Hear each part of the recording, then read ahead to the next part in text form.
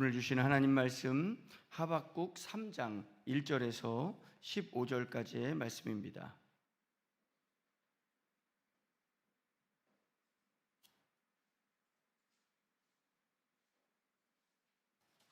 하박국 3장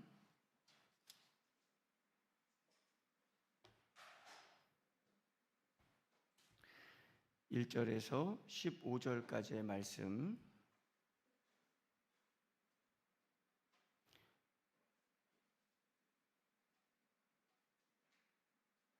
자, 다 찾으셨으면 우리 오늘은 한 절씩 교독하며 봉독해 올리겠습니다. 제가 먼저 읽겠습니다. 시기 온 옷에 맞춘 선지자 하박국의 기도라.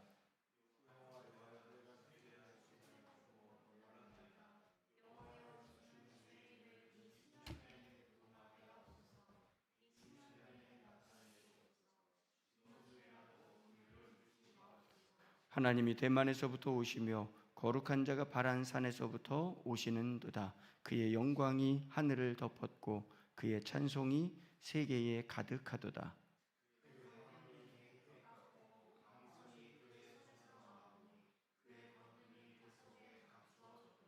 역병이 그 앞에서 행하며 불덩이가 그의 발밑에서 나오는도다. 그가 서신즉 땅이 진동하며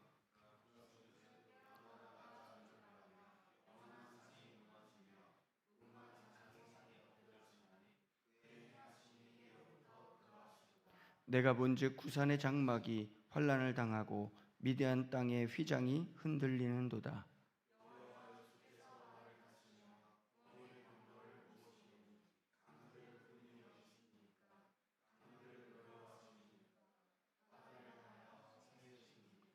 주께서 활을 꺼내시고 화살을 바로 쏘셨나이다. 주께서 강들로 땅을 쪼개셨나이다.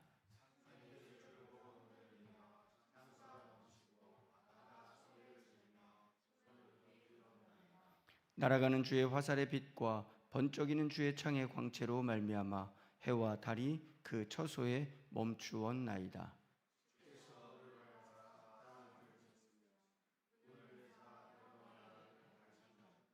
주께서 주의 백성을 구원하시려고 기름 부음 받은 자를 구원하시려고 나오사 악인의 집에 머리를 치시며 그 기초를 바닥까지 드러내셨나이다.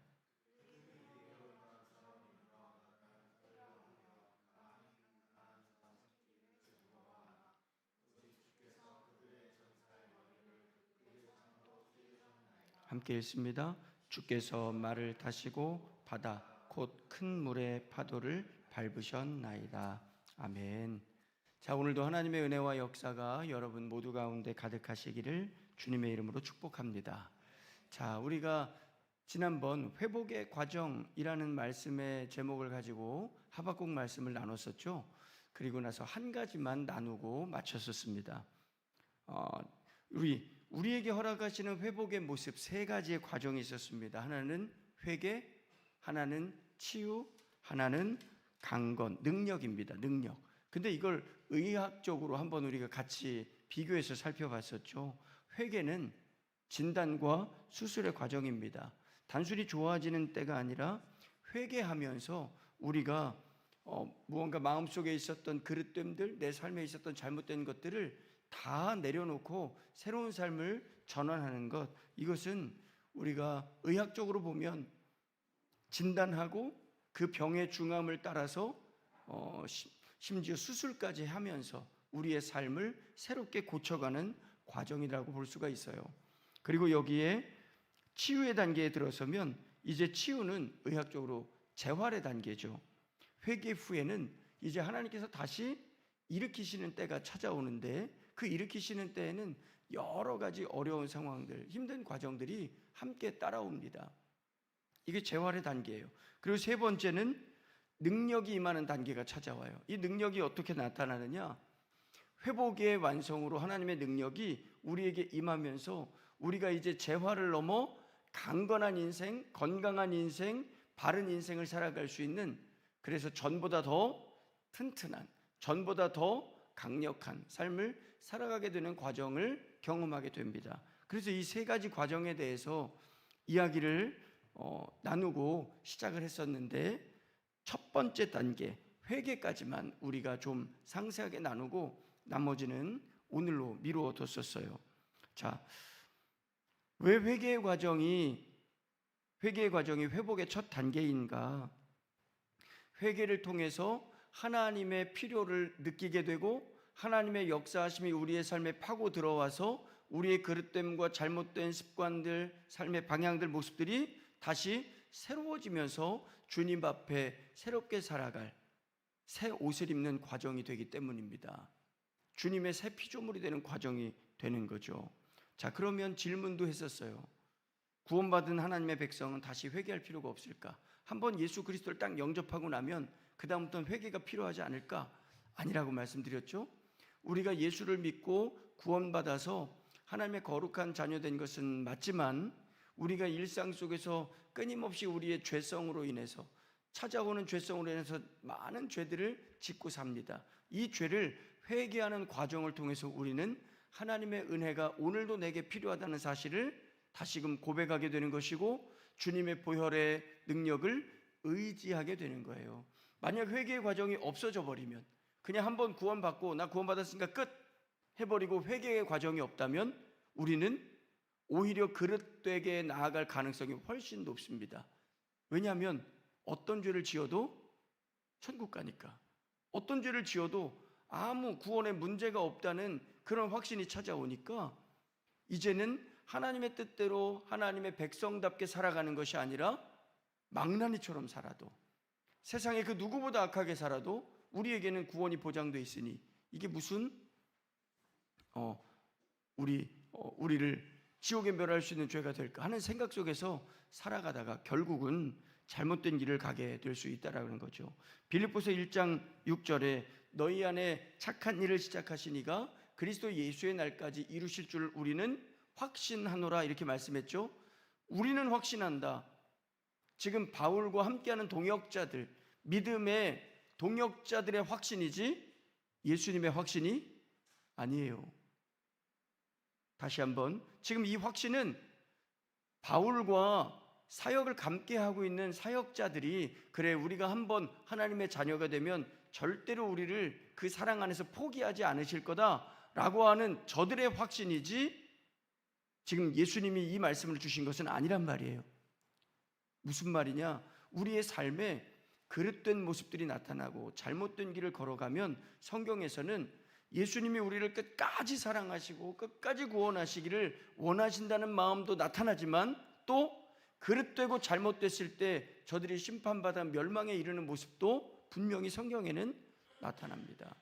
근데 그것은 하나님이 우리를 버리시는 것이 아니라 계속되는 하나님의 구애에, 계속되는 하나님의 구원의 역사에 누가 거절하는 거예요?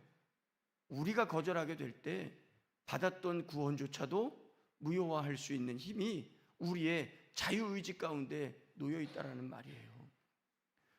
죄가 없던 인간이 그 자유의지로 인해서 죄인이 됐던 것처럼 우리가 예수 그리스도로 말미암아 구원을 받았다고 해도 우리가 스스로 죄의 길을 선택하게 되면, 그리고 그 길을 걸어가게 되면 이 구원이 무너질 수 있는 상황이 된다는 거죠. 그래서 히브리서 6장 4절 5절에서는 이렇게 말씀합니다. 읽습니다. 한 번 빛을 받고 하늘의 은사를 맛보고 성령에 참여한 바 되고 하나님의 선한 말씀과 내세의 능력을 맛보고도, 여기까지만. 지금 이건 뭐예요? 구원받은 자의 명확한 삶의 모습이 나타나고 있죠.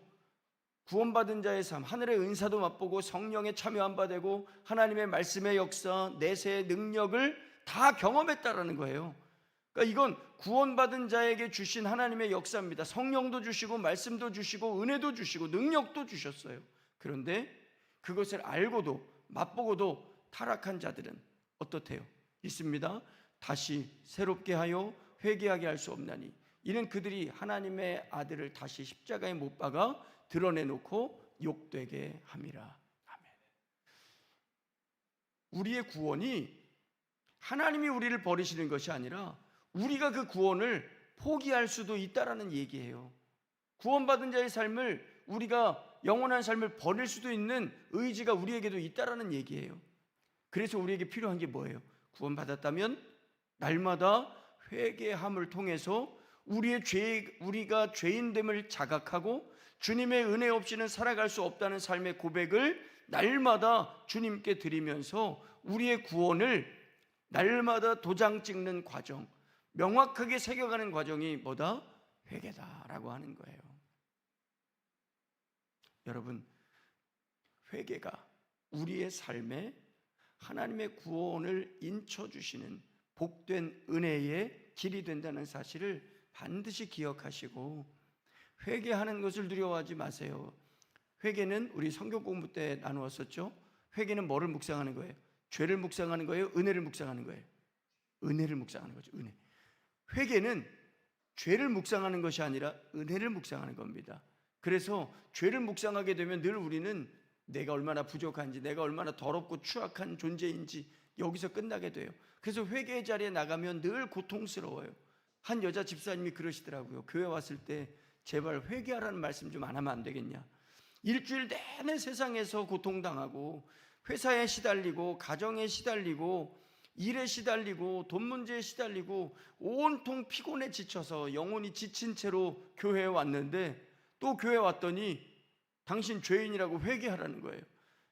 교회에서조차도 마음 둘 곳이 없어서 내 죄를 묵상하고 내가 얼마나 추악한 인간인지를 또 깨닫고 돌아가게 되면 세상 살아갈 맛이 안 난다는 거예요. 그러면서 제발 회개하라는 말씀 좀 안 하면 안 됩니까? 하는 이야기를 하시더라고요. 맞나요? 회개를 잘못하는 거예요. 회개는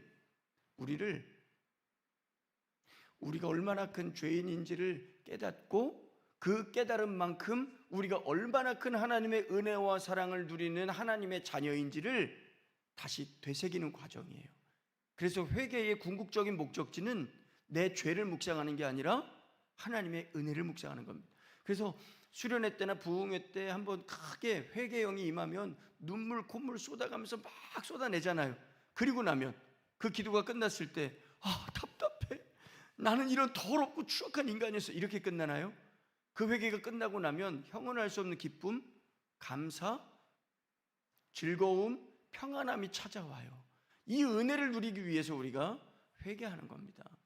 그래서 회개를 많이 하면 많이 할수록 우리의 삶은 훨씬 더 풍성한 은혜 가운데로 나가는 거예요. 죄가 더한 곳에 은혜가 더함을 우리가 느끼게 되는 거죠. 그래서 여러분이 회개하는 것을 두려워하지 마시고, 회개는 내 죄가 얼마나 큰지를 묵상하는 것이 아니라 하나님의 은혜가 얼마나 큰지를 묵상하고 그 은혜에 다시 한번 내가 취하며 살아가는 것, 그 은혜를 의지하며 살아가는 것, 이것이 회개다라고 하는 생각을 기억하신다면 회개가 부담이 아니라 기쁨의 시간, 회복의 시간, 몸에 잔뜩 때를 묻힌 채 목욕탕에 들어갔다가 깨끗하게 씻고 나오는 그러한 회복의 시간이 바로 회개다라고 하는 사실을 깨닫게 되는 여러분이 되시길 축복합니다.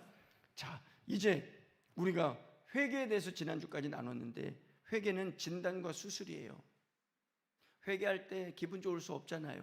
내 죄를 어쨌든 고백할 때 내가 이것밖에 안 되는 존재라는 사실을 우리가 알게 되잖아요.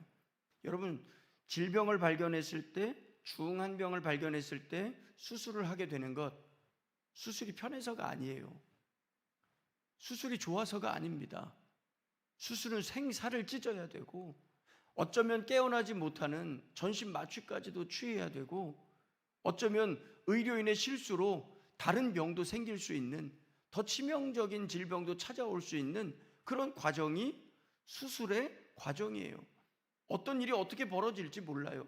단순하게 나 간단한 수술하고 돌아올게 하고 병원 갔다가, 병원에서 뭐 성형수술이든 뭐 어떤 내장기관 수술이든 간단한 수술인 줄 알고 수술실에 들어갔다가 생명을 잃고 혼수 상태에 빠지는 사람들이 얼마나 많습니까? 수술이라는 과정은 절대 쉬운 과정이 아니에요. 근데 왜 수술을 하죠? 이 병을 고치기 위해서, 이 병으로부터 수술이라고 하는 그런 위급한 어떤 치료 방법을 통해서라도 이 병에서부터 자유롭게 되고 앞으로 더 건강하게 살아가기 위한 과정이 수술이잖아요. 회개가 그런 겁니다. 하나님의 백성으로 더 아름답게, 깨끗하게, 순결하게, 행복하게, 평안하게 복을 누리며 살아가기를 위해서 우리는 회개하는 거란 말이에요. 자, 그러면 회개로 다 끝날까? 그러면 회복이 싹 되는 걸까요? 자, 수술실에 들어갔습니다. 여러분, 여기서 수술해보신 분, 수술해봤다. 네, 한 분, 두 분, 세 분. 네, 큰 수술 하신 분도 계신 것 같은데, 저는 어릴 때 맹장 수술을 해봤어요. 맹장 수술. 근데 급하게 그날 이 급성 맹장으로 그날 결정이 되고 그날 새벽에 수술을 하게 됐어요. 그러고 나서 수술을 하는데 마취 약이 딱 들어감과 동시에 되게 춥게 느껴졌는데, 수술실이. 그리고 천정을 보고 있다 갑자기 마취약이 딱 들어간과 동시에 싹 필름이 끊어지듯이 깜깜해지더라고요. 그리고 어느 순간 눈을 탁 떴는데 뭐가 찾아올까요? 고통이 찾아오더라고요. 고통이. 6학년짜리였을 때도 그 고통이 기억나요. 눈을 딱 뜨는 순간 고통이 찾아오는데, 그때도 그 병원에서 그러셨어요. 이제 밤새도록 이 마취도 덜 깨고 그 상태에서 몸도 고통스러워서 계속 떼굴떼굴 뒹굴 거라고. 그때는 아마 약이 지금보다 더 좋지 않아서 그랬을지도 모르겠는데, 깨놨는데 비몽사몽간에 계속 통증이 있어서 아파하면서 이렇게 침상에서 끙끙 앓았던 그런 경험이 있어요. 그리고 나서 며칠 동안 병원에 누워있고 그렇게 밥을 먹고 싶은데 밥도 안 줘요. 뭐가 나올 때까지, 방귀 나올 때까지 밥을 안 주더라고요. 우리 섬겼던 교회 담임 목사님 사모님이 문병을 와주셨는데, 저 어릴 때 제일 비싼 과일 중에 하나가 바나나였어요. 바나나가 시장 가면 팔았거든요. 바나나 요만한 거 한 송이가 그 당시에 500원이었어요. 이순신 장군 그려져 있는 500원짜리 지폐를 줘야 바나나 요거 이렇게 하나를 받을 수 있었거든요. 근데 그걸 그때 500원이니까 지금 얼마나 비싸겠어요. 그 당시에. 그때 아이스크림 하나가 50원이었는데, 깐돌이 아이스크림 이런 게 50원이었는데, 근데 그걸 한 다발을 사다 주셨어요. 얼마나 먹고 싶은지, 그렇게 먹고 싶어도 먹을 수가 없는 거예요. 방귀가 나오기 전까지. 그리고 일주일 동안 병원에 입원해 있는데 매일 드레싱이라고 하는데 이게 또 얼마나 따갑습니까? 따갑기도 하고. 그리고 며칠 있다 실밥 뽑는데, 그때는 녹는실도 안쪽은 녹는실이었는지 모르겠지만 바깥쪽은 실밥을 다 뽑아내야 됐어요. 지금도 뽑나요? 지금은 웬만하면 다 녹죠. 녹는실 쓰죠. 그때는 뽑았어요. 그래서 가서 이걸 뽑아내는데 너무 아픈 그런 기억들. 간단한, 어찌 보면 맹장 수술이라고 하는 건 간단한 수술이었는데도 불구하고 그런 고통의 기억들이 남아 있어요. 그리고 맹장 수술하고 나서 저는 처음으로 구토라는 걸 해봤어요. 맹장 수술 끝나고 나서 한 달 뒤인가요? 수학여행을 가게 됐는데, 고속버스를 타고 가다가 처음 느껴지는 감정이 있더라고요. 뭔가 울렁울렁하는 느낌이 있다? 그래서 휴게소에서 선생님이 내려주셨는데, 휴게소에 들렸는데, 저는 토라는 걸 해본 적이 없어서 그때 울렁거리는 속을 감싸 안고 차에서 딱 내리자마자 그 자리에서 막 토를 했던 기억이 아직도 나요. 이 수술을 하고 나니까 몸에 회복이 잘 안 돼서 그러는 건지, 그때 처음으로 멀미도 해보고 구토라는 것도 해보고, 이게 조금만 뛰고 나면 어질어질하고 이런 느낌들이 어릴 때 있었어요. 뭐의 시간이 필요한 거예요? 회복의 시간이 필요한 거잖아요. 자, 만약에 여기 팔이 하나 부러졌어요. 팔이 부러졌어요. 그래서 여기다 심을 받고 이 팔을 딱 고정했습니다. 우리 사모님이 6개월인가요? 병원에 누워있던 시간이? 무릎을 버스에서 다쳐서 무릎을 이렇게 얹고 6개월 동안 고3 때 병원에 입원했던 적이 있었는데, 그 6개월 동안 이걸 이렇게 팔이든 다리든 고정해 놓고 있다고 생각해 보세요. 그리고 나서 깁스를 풀러요. 어떻게 되죠? 이게 깁스를 풀면 움직이질 않아요. 근육이 굳어버려서. 그래서 이 근육을 다시 늘리는 작업을 합니다. 이게 재활이죠, 재활. 그때 그냥 본인의 힘으로는 안 돼요. 누군가 와서 정말 끊어질 듯한 고통을 가하는 누군가와 함께 해야 됩니다. 그래서 그걸 누르는 거예요. 제가 교회를 섬기면서 어르신들이 많이 하는 수술 중에 하나가 무릎 수술입니다. 무릎에 연골 수술. 그 연골이 다 닳으면 이게 아파갖고 걷지를 못하시는데 연골 수술을 하면 키가 3cm인가 5cm가 커지세요. 이 연골 이만큼을 그 뼈 사이에 집어넣으니까 키도 커지시더라고요. 근데 문제는 그때부터예요. 수술은 금방 끝나요. 근데 재활, 이 살이 딱 봉합되고 나면 그 다음부터 바로 재활에 들어가는데 어른들이 이걸 막 소리 질러가면서 어려워하세요. 근데 제가 주변에 많은 어르신들을 봤거든요. 저희 어머니도 그 무릎 재활 수술을 하셨어요. 연골 수술을. 그런데 어느 날 연골 수술을 하고 재활을 받으셔야 되는데 재활을 받으러 잘 안 가시는 거예요. 너무 아프다고. 저 녀석들이 내 다리를 찢는다고. 이러다 내 다리가 부러질 것 같아서 못 가겠다고, 무서워서. 이걸 몸으로 막 찍어 누르는데 이거 부러질 것 같다고 무서워서 못 가시겠다는 거예요. 그래서 3분의 2 펴고 나머지를 안 폈어요. 무릎을 못 꿇으시는 거예요. 그 다음부터 무릎이 안 꿇어져요. 이게 다 근육이 정상적으로 재활이 되지 않아서. 근데 대전에 있을 때 한 권사님이 수술을 하셨습니다.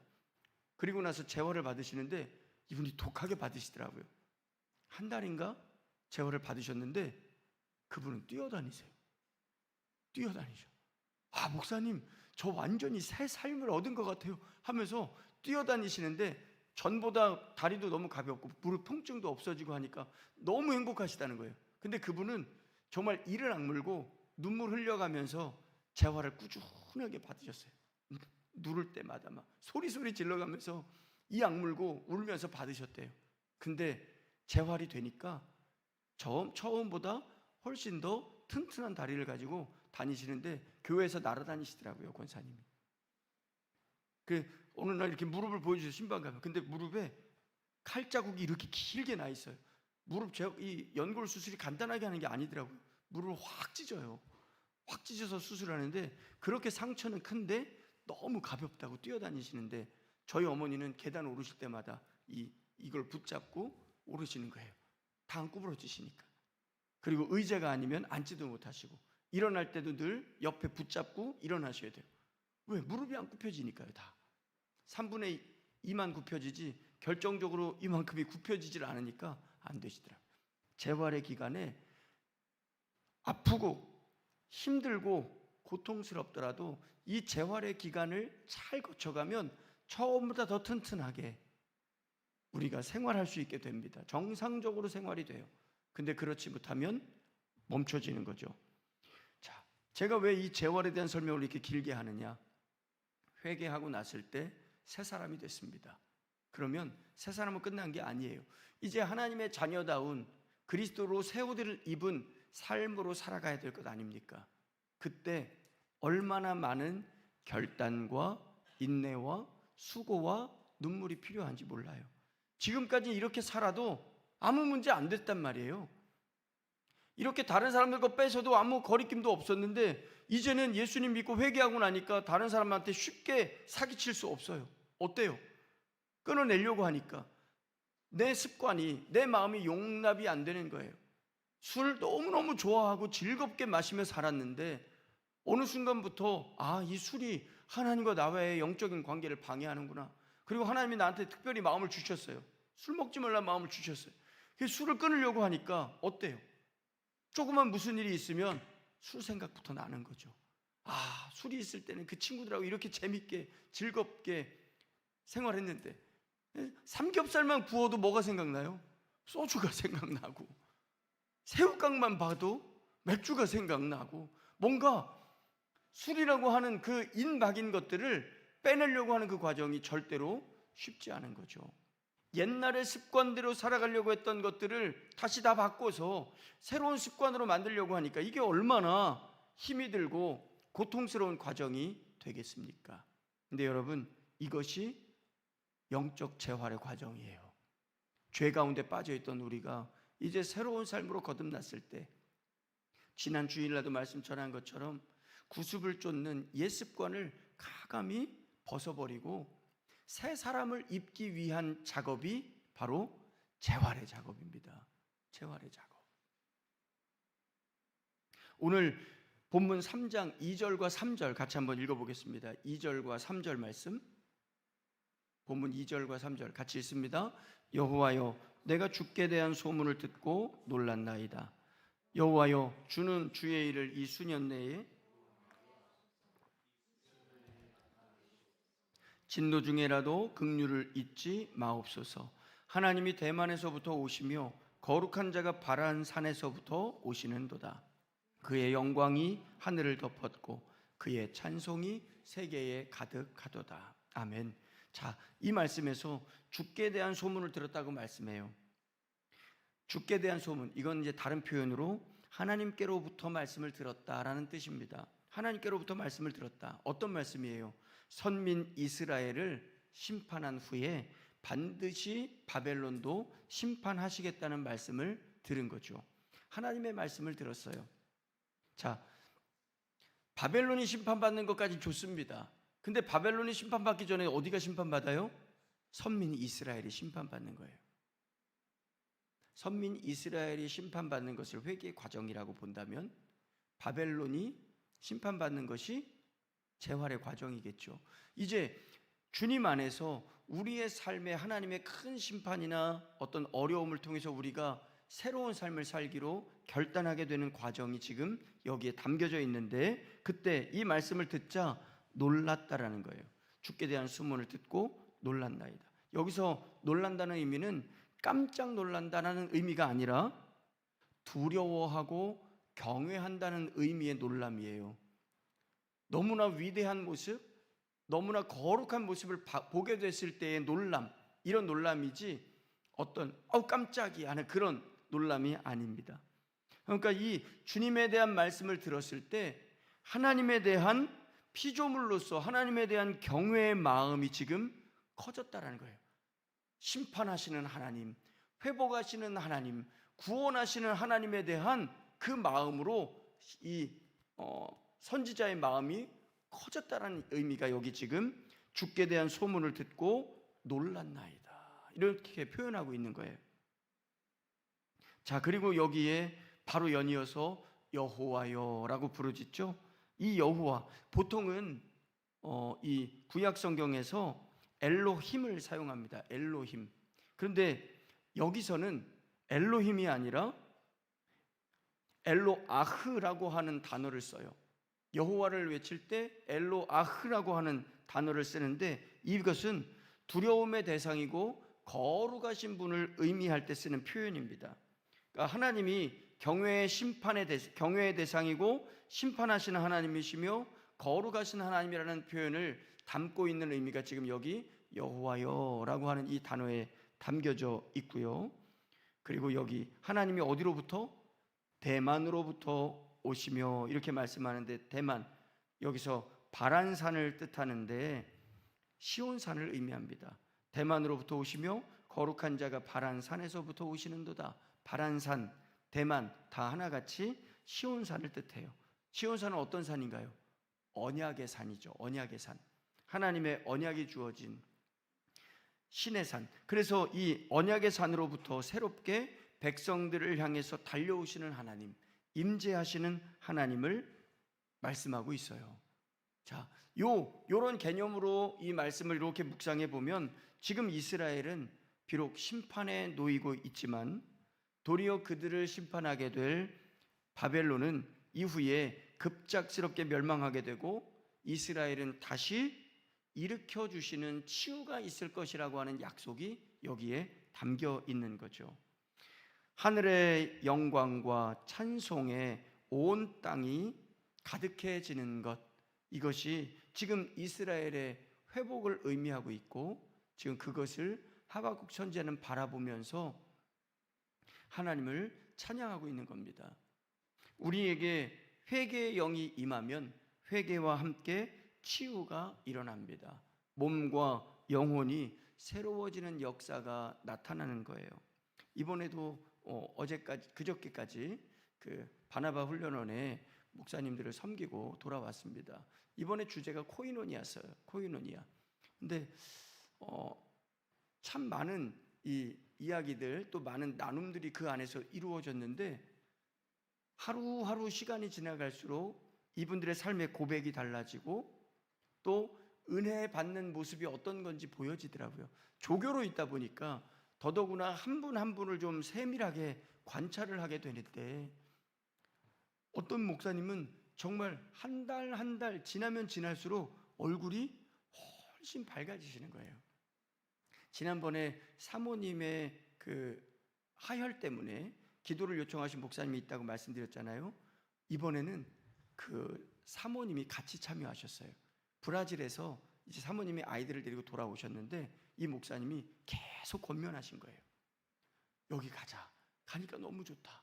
너무 행복하다. 그리고 함께 그 은혜를 누렸으면 좋겠다 해서 목사님이 특별히 여기 원래 여기 훈련을 받으려면 처음에 등록비도 내야 되고 생활비도 따로 매달 내야 돼요. 그런데 부탁해서 지금 원에서도 오케이 해서 사모님도 같이 오셨어요. 근데 같이 왔을 때 사모님이 표정이 어땠을까요? 처음에 표정은 긴가민가 하는 표정, 싫어하는 표정은 아닌데 여기에 왜 있지 하는 그런 느낌도 그 사모님의 표정에서 느껴졌어요. 근데 시간이 지나면서 사모님의 얼굴이 밝아지는 거예요. 그리고 마지막 날 저랑 같이 큐티를 그 사모님과 목사님과 제가 셋이 나누게 됐거든요. 근데 그러시는 거예요. 목사님, 사실 우리 부부가 겉으로 보기에는 편안해 보이고 좋아 보여도 안에 너무 많은 아픔과 상처가 있습니다. 서로 간에 해결되지 않는 문제들 때문에 너무 힘겹고 어려운 문제들이 많이 있습니다.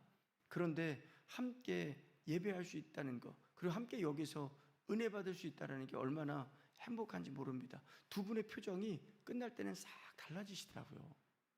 달라지시는 거예요. 그리고 다음번에 다시 또 오겠노라고 이렇게 약속하고 가시는데 너무 보기도 좋더라고요. 여러분, 우리의 삶에 잘못된 부분이 주님 안에서 보여지고 그것을 주님 앞에 고백하고 우리가 회복되면 회복의 열매들이 우리의 삶의 현장에 곳곳에 보여지기를 시작합니다. 회복의 열매들이 보여지기 시작해요. 이게 무슨 뜻이죠? 치유가 일어나고 있다는 거죠. 수술해서 여기 생사를 찢었어도요, 이게 시간이 지나면서 꾸덕꾸덕하고 붙어가는 게 보여요, 안 보여요? 상처가 아무는 게 보이죠.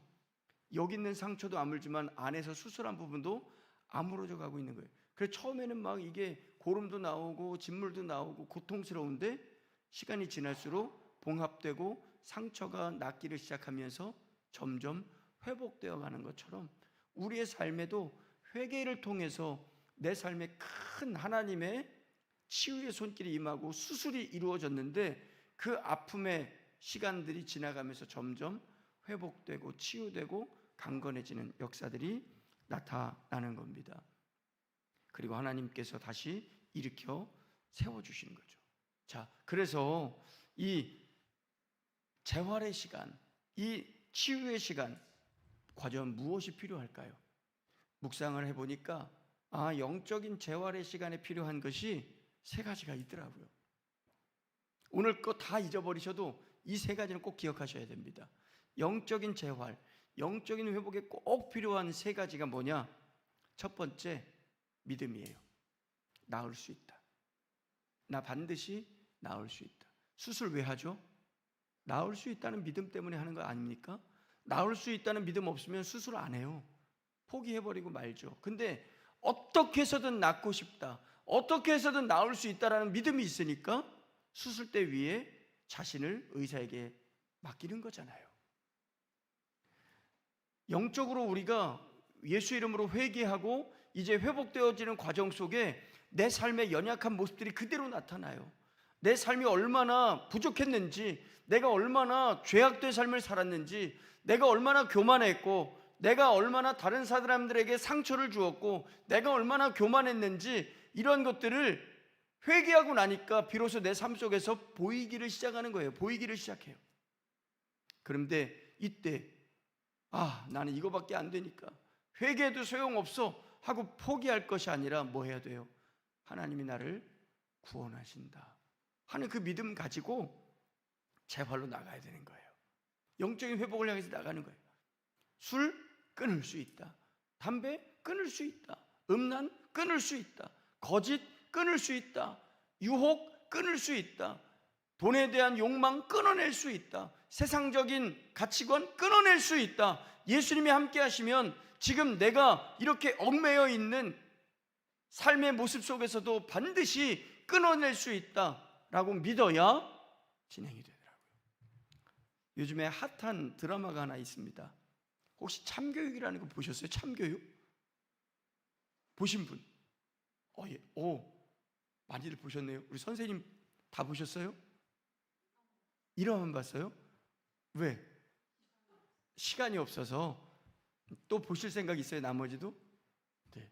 저는 아이들이 그게 참교육이라고 하는 드라마가 요즘 너무 인권을 강조하다가 아이들의, 학생들의 인권을 강조하다가 학교 교육이 무너졌잖아요. 선생님들이 아이들을 체벌할 수도 없고 가르칠 수도 없고 아이들에게 도움을 주고 싶어도 도와줄 수 없어요. 왜냐하면 잘못 도와주다가 오히려 여러 가지 역공을 당하기 때문에. 그래서 학교 교육이 무너져 있는 그걸 가지고 이 드라마에서는 이제 교권부라는 걸 설치합니다. 그래서 인권을 강조하다가 무너진 그 학교에 이 교권부의 선생님을 보내서 선생님들의 무너진 교권을 세워주는 것이, 이것이 어떤 하나의 드라마로 좀 표현되고 있는데, 오늘 뉴스 보니까 그 드라마가 지금 넷플릭스에서 세계 1위를 찍었대요. 세계 1위. 우리나라 드라마가. 그게 또 이렇게 핫한 드라마였구나 싶었는데, 우리 아이들이 아빠 이것 좀 보세요 하고 재밌다고 해서 한번 봤다가 끊을 수가 없더라고요. 끊을 수가 없더라고요. 아직 다 못 봤는데 한번 시간 되시면 보시는 것도 좋을 것 같아요. 좀 폭력적인 부분도 있고 말이 안 되는 부분도 있습니다. 아이들에게 이에는 이, 눈에는 눈으로 이렇게 다가가는 모습들도 있어서 이게 너무 좀 과장됐다라는 느낌도 들지만, 그런데 거기에서 한마디 한마디 내용들을 던지는 말들이 나와요. 그 교권부에서 이 아이들의 잘못된, 교육의 잘못된, 그 아이들이 가지고 있는 그릇된 그런 가치관들을 꼬집는 대사가 하나씩 나오는데, 이 대사들이 너무 맞는 말들로 가득하더라고요. 선생님들은 꼭 봐야 돼요.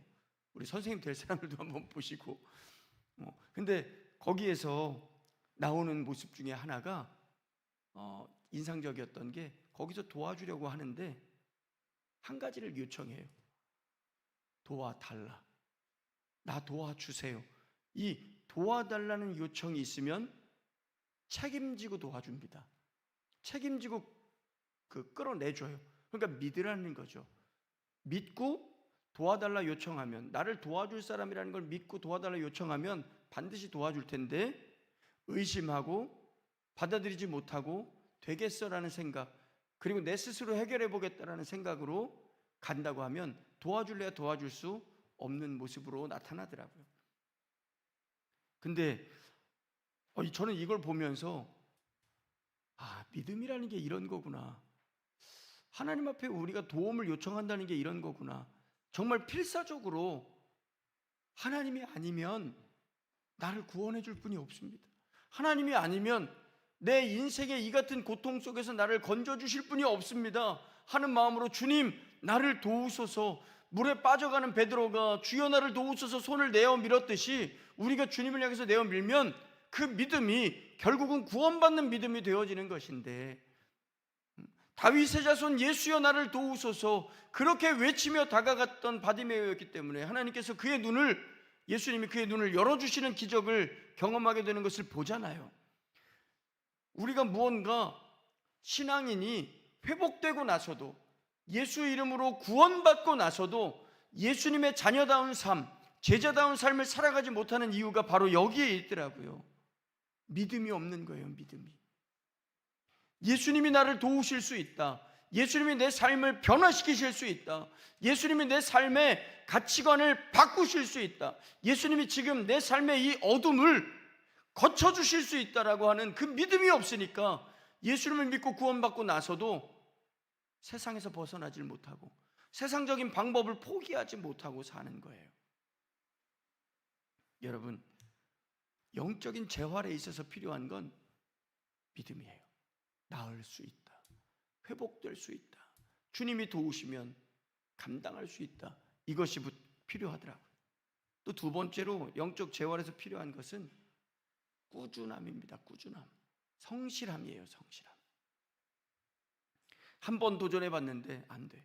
한 번 우리 주성이가 그렇게 열심히 보던, 미안해, 그렇지 않은 거 아는데 그렇게 열심히 보던 막 음란 동영상을 오늘은 끊어야 되겠다 했는데 컴퓨터 다 켜놓고 마우스 앞에 앉아서 그 화면을 켜놓고 이거 한 번만 누르면 거기 들어갈 수 있는데 거기 다 앉아서 마우스까지 붙잡고 그 화면 쳐다보면서 난 안 들어갈 수 있어, 난 안 들어갈 수 있어.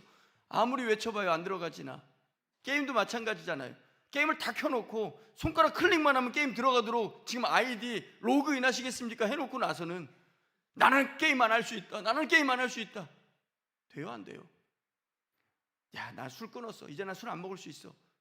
아직 내가 자신도 없는데.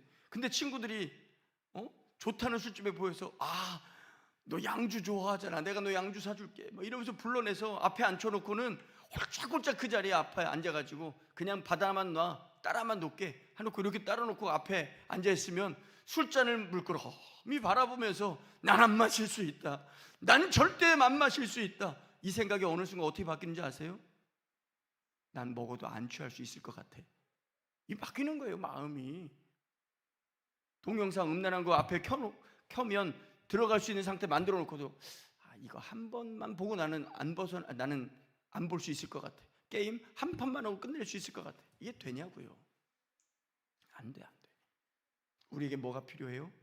뭔가 도전했다가 실패하더라도, 그래서 또 보게 되고 또 행하게 되고 또 그랬다게 되더라도 꾸준하게 그래, 난 하나님의 자녀야, 나 여기서 이겨낼 수 있어, 하나님이 도와주실 거야, 이 마음 가지고 실패해도 또 한 번 도전하고 실패해도 또 한 번 도전하는 거예요. 분명히 말씀드리지만 한 번 회개했다고 해서 그 죄로부터 완벽하게 돌아설 수 있는 사람은 거의 없어요. 거의 없어요. 성령이 도와주셔도 그때 맛본 죄악의 맛이 있기 때문에 그 맛을 떨쳐내기가 어려워요. 시간이 필요합니다. 실패의 과정도 필요합니다. 그러니 여러분들이 하나님 안에서 무언가 새로운 것을 경험하고 이제 주님의 뜻대로 살아가기를 결단했을 때 찾아오는 옛 습관들이 내 안에 다가온다면 이것과 계속 싸우되 실패하더라도 또 일어나 싸우고 또 일어나 싸우다 보면 어느 순간 그러한 과정에서 이겨내게 되는 거예요. 그래서 재활에는 꾸준함, 성실함이 필요합니다. 그리고 아까도 말씀드렸지만 이 팔 하나 부러진 거 하려면 얼마나 많이 이걸 눌러야 되나요? 근데 차근차근 눌러. 첫 번부터 그냥 90도로 확 꺾지는 않아요. 그랬다가 정말 죽죠. 처음부터 90도로 꺾지 않아요. 기계 갖다 놓고 오늘은 몇 도까지, 오늘은 몇 도까지 하면서 점점 이렇게 늘려가잖아요. 근데 이 늘리는 과정을 포기해버리면 끝까지 못 가는 거예요. 근데 이 늘리는 과정이 고통스러워도 오늘도 가면 또 아플 텐데, 오늘 가면 또 10도 더 꺾는다고 더 아플 텐데, 아파도 그냥 가는 거예요. 힘들어도 가는 거예요. 그러다 보면 어느 순간 정상치로 돌아오게 되는 거죠. 영적 재활에서는 성실함이 그 무엇보다 필요합니다. 꾸준함이 반드시 필요해요. 자, 세 번째. 첫 번째가 믿음, 두 번째가 성실이었습니다. 세 번째는 신뢰예요. 신뢰. 믿음은 아까 말씀드렸던 믿음, 나을 수 있다는 이 믿음은 주님이 함께 해주셔서 나는 회복될 수 있다, 주님을 바라보는 믿음이라면, 지금 말씀하는 신뢰는 하나님이 아니라 사람에 대한 신뢰입니다. 나를 돕고자 하는, 나와 함께하고자 하는, 나를 위해 기도해주는, 나에게 영적인 지도를 해주는 그런 돕는 자들에 대한 신뢰가 재활에서 필요해요. 재활센터 가보세요. 내가 그 사람을 신뢰해서 내 몸을 맡기나요? 거기 무슨 물리치료사라고 이름 되어 있는데 그 사람 만난 적이 있어요? 병원에서 처음 만났어요. 그 사람이 어떤 삶을 살았는지도 몰라요. 근데 여기 가슴에 물리치료사 김나래 이렇게 이름만 써 있다고 하면 그걸로 신뢰할 수 있냐고요. 그런데도 불구하고 이 병원에서 이 사람을 채용했고, 이 사람은 정식으로 물리치료사 자격증을 갖고 있기 때문에 이 병원에서 이 사람을 채용했고, 이 사람이 잘못한다면 그건 병원의 책임이라는 걸 우리가 알잖아요. 그래서 그 사람이 인증된 물리치료사, 나보다 내 몸을 더 잘 아는, 그래서 지금 이 같은 상황에서 이렇게 대처하면 반드시 이렇게 회복될 수 있다라고 하는 임상 실험 결과를 가지고 있는 신뢰할 만한 사람이다 라는 믿음이 있을 때 그에게 내 몸을 맡길 수 있는 것 아닌가요? 우리 여기 이제 간호사가 될 친구도 있잖아요. 예진이가 갑자기 간호사복 입고 간호사 전예진 이름 써놓고 주사기 들고 들어가요. 나 같으면 아직 손 못 줄 것 같아. 왜? 아직 어리라는 걸 알잖아요. 아직 한 번도 찔러보지 않은 걸 아는데 내가 이걸 맡겨서 나 찔러줘. 야, 이거 어떻게 맡기겠어요?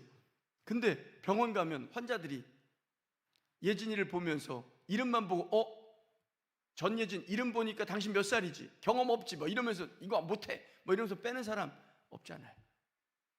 어떤 경우에는 5번, 10번을 찌르는데도 그냥 울면서 맡고 있는 경우들도 있더라고요. 왜 그러죠? 그 사람이 나에게 적절한 치료를 허락해 줄 간호사다라고 믿으니까 실수해도 부족해 보여도 내가 맡길 수 있는 거예요. 이게 신뢰예요. 신뢰. 영적인 재활 상태에서요, 제일 필요한 것이 신뢰더라고요. 예수님을 향한 믿음을 갖는 것 정말 중요합니다. 성실히 꾸준하게 달려가는 것 정말 중요해요. 근데 이건 개인적인 하나님과의 관계 안에서 나타나는 모습이거든요. 근데 이런 모습을 누군가 이미 겪었고 경험했고 도와줄 수 있는 분명한 매뉴얼이 있고 또 하나님 안에서 그를 도와줄 수 있는 힘이 이 사람에게 있을 때 이 사람이 그에게 다가가서 길을 제시해주고 말씀을 전해주고 중보해주고 바른 길을 걸어갈 수 있도록 도와준다고 할 때 그 사람을 신뢰하고 그 사람과 함께 하지 못하면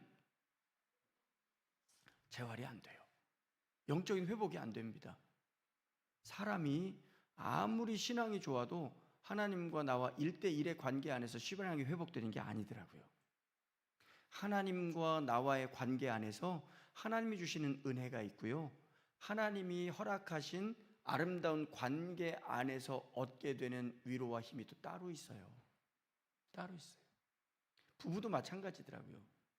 하나님 안에서 얻어야 되는 은혜와 축복이 있고 부부가 서로 간에 노력하면서 얻어가야 하는 그러한 관계들이 있는 거예요. 그냥 하나님만 바라본다고 해서 모든 게 되는 게 아닙니다.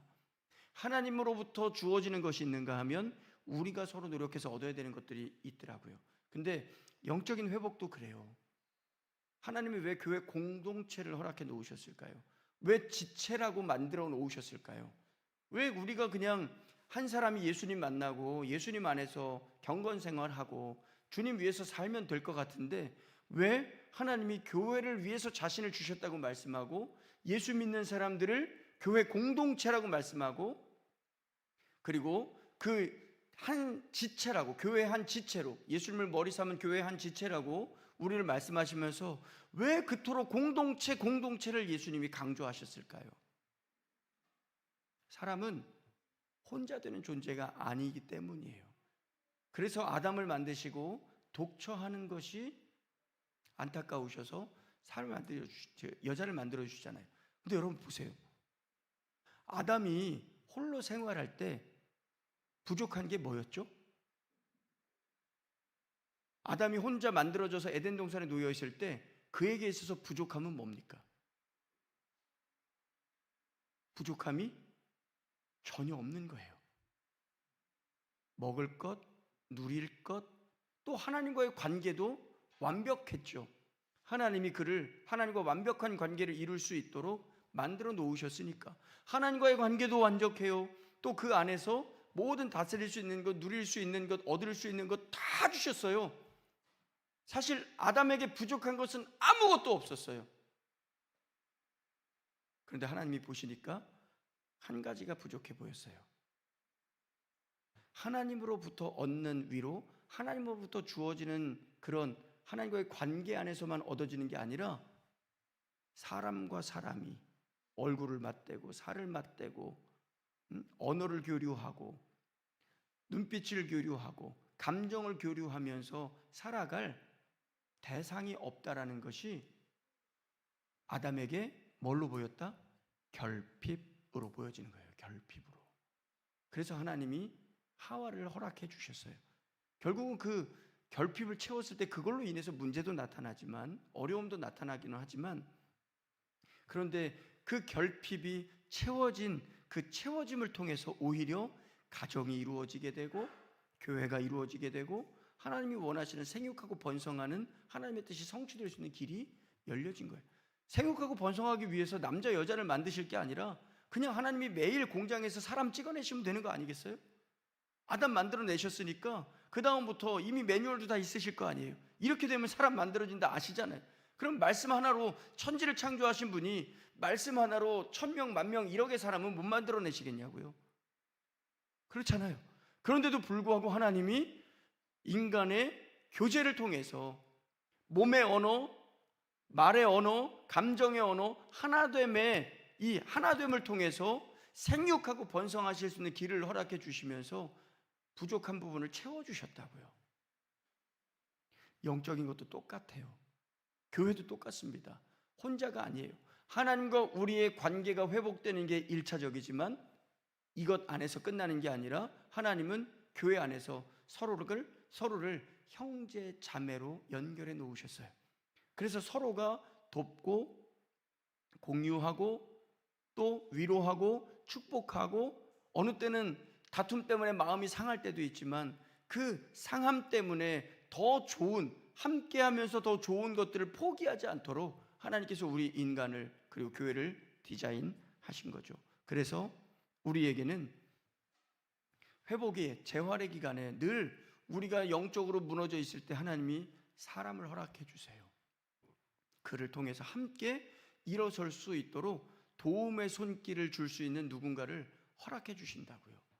그게 목회자일 수도 있고 형제 자매일 수도 있고 교회 공동체 안에 속해 있는 동역자들일 수도 있는 거죠. 그러니까 그들을 향한 신뢰를 유지해야만, 그 신뢰를 가지고 함께 가야만 하나님을 향한 믿음도 내 삶의 성실함도 지켜갈 수 있는 근거가 되더라 하는 거예요. 자, 그러면 이런 재활의 삶을 살다 보면 하나님이 우리를 일으켜 주시는데 하나님의 능력을 행해 주십니다.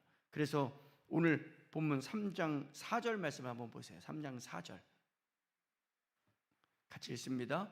그의 광명이 햇빛 같고 광선이 그의 손에서 나오나니 그의 권능이 그 속에 감추어졌도다. 아멘.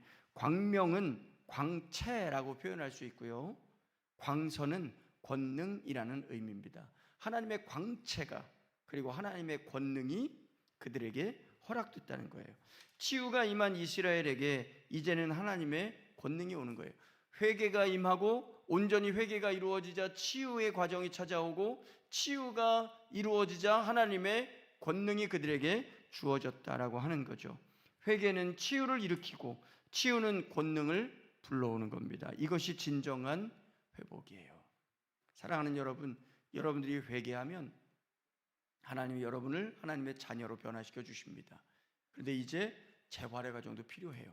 노력하고 애쓰고 포기하고 정말 끊을 것을 끊어내고 잡아야 될 것을 잡아야 되는 그런 고통의 재활의 시간도 찾아옵니다. 그때 온전한 믿음, 나을 수 있다는 믿음, 그리고 포기하지 않는 성실함, 그리고 나를 돕는 자들에 대한 신뢰를 가지고 이 재활의 기간을 잘 이겨나가다 보면 어느 순간 하나님께서 당신의 능력을 우리에게 허락해 주셔서 전보다 더 강건케 하시는 역사를 이루어 주시는 것이 오늘 본문에 담겨있는, 숨겨져 있는 또 하나의 의미다라고 할 수가 있습니다. 그리고 오늘 본문에 쭉 나타나는 건 이제 하나님이 얼마나 엄유하신 분이냐, 얼마나 위대하신 분이냐, 하나님에 대한 이야기를 쭉 하고 있어요. 왜? 모든 회복의 주체는 누구시다? 하나님이시기 때문에 하나님을 하박국 선지자가 드러내고 있는 모습도 보게 되는 겁니다. 이제 말씀을 마칩니다. 오늘 밤에도 하나님의 회복이 임한다면 회개에서부터 차근차근 회복의 과정을 밟아가야 합니다. 이미 회개가 이루어진 분들, 내 죄를 회개한 분들은 치유가 임할 거예요. 그 치유가 임할 때는 우리의 삶의 결단이 필요하고 믿음과 성실과 신뢰의 모습이 필요하죠. 그리고 이런 과정 속에, 치유의 과정 속에 달려가다 보면 뭐가 임해요? 하나님의 권능이 임하면서 강건한 삶, 독수리의 날개치며 올라감 같은 새 힘이 임하는 삶, 그리고 치유의 광선이 바래졌을 때 외양간에서 나온 송아지가 신나게 뛰는 것 같은 그런 강건한 은혜의 역사가 우리에게 임하게 되는 것을 믿고, 오늘 밤에도 하나님의 회복을 기대하고 소망하며 기도하는 여러분이 되시기를 주님의 이름으로 축복합니다. 회개에 필요한 회복에 필요한 세 가지가 뭐라고요? 첫 번째 회개, 두 번째 치유, 세 번째 능력입니다. 이 세 가지가 오늘 밤 여러분에게 회개와 치유와 능력이 함께 임하는 복된 밤 되시길 주님의 이름으로 축복합니다. 기도하겠습니다. 하나님, 이 시간 주님의 은혜를 사모하며 나갑니다. 성령께서 역사하셔서 우리의 마음과 생각을 다스려 주시고 하나님의 은혜 가운데 역사해 주셔서 온전한 회복이 임하게 하여 주옵소서. 회개를 통해 치유가 임하게 하시고 치유를 통해 주님의 능력이 임하는 복된 역사가 우리 모두의 삶에 임하게 하여 주셔서 하나님 원하시는 열매들이 우리의 삶에 맺혀가도록 인도해 주옵소서. 오늘 밤 우리에게 회개의 영을 허락하여 주셔서 그릇됨을 다 고백하고 우리의 죄가 아니라 하나님의 그 크신 은혜를 묵상하고 누리는 밤이 되게 하여 주실 뿐만 아니라 회개가 이루어진 영혼들 가운데 하나님 치유의 재활의 역사를 허락해 주셔서 결단해야 할 것들을 결단하게 하시고 돌이켜야 할 것들을 돌이키게 하여 주시고 이제 주님의 뜻에 따라 살아갈 수 있도록 성령께서 도와주시는 그런 치유의 과정이 임하게 하여 주옵소서.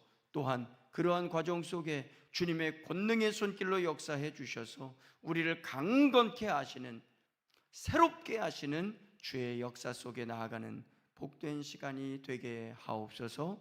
예수님의 이름으로 기도드리옵나이다. 아멘. 우리 함께 찬양하겠습니다. 하나님의 사랑을 사모하는 자.